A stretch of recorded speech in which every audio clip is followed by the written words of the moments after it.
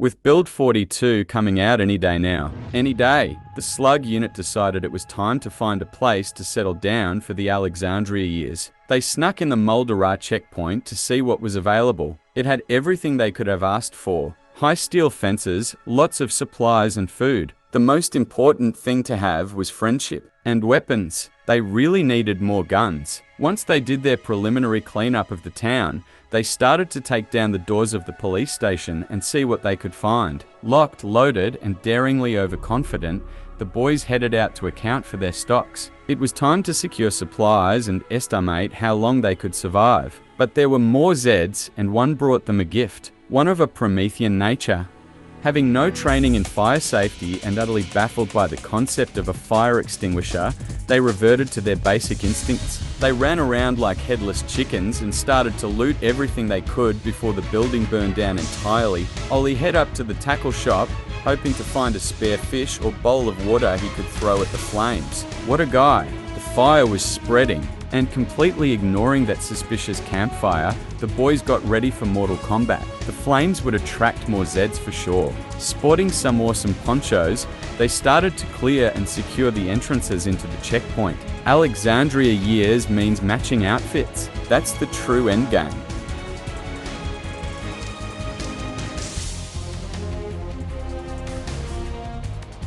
In this cruel world, looking away for a moment can mean failed defenses. And we had a small group ready to receive the gift of bullets. Boy, were they eager. Mike or Matt were calling for help on the northwest part of the checkpoint. It's impossible to tell who since we all had those nifty ponchos. In Build 42, you won't need identities anymore. That's what NPCs are for, not survivors. Never bothering to snuff out the fire, it spread out to the liquor store, where some drunk Zeds picked it up and tried to return it. We told them they couldn't without a receipt, but they wouldn't listen and demanded store credit. They convinced their friends to do the same. This is why we can have nice things. Just look at this place. What a mess.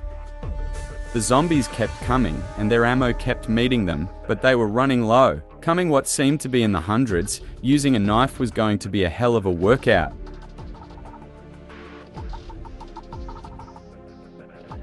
Olli thought he could hammer out the problems, but the sheer numbers got to him. He sacrificed himself for Alexandria, for the people, for the ponchos. But the promise of Build 42 was too great, and he, like an altered beast, rose from his grave.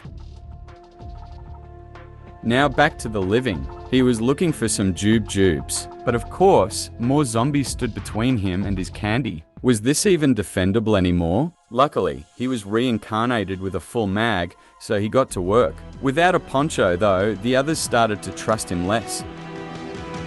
The fight went on all night and brought more and more heat with them. What were they even fighting for? The hope of NPC interactions? The skyscrapers and basements? Farm animals? What was it all for? And what good is an M16 if it's constantly jamming and you have to reload every 2.5 shots? Good lord.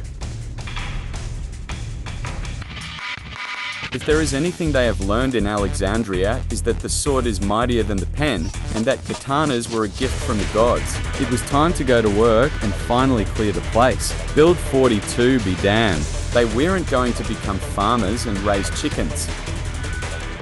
In the end, heat proved too much, and it was time to get out of the kitchen of the living. Olli couldn't bear the shame of death yet again, so he died under a roof where you couldn't see him, but his stats lived on forever. May he rest in peace. Until the next update.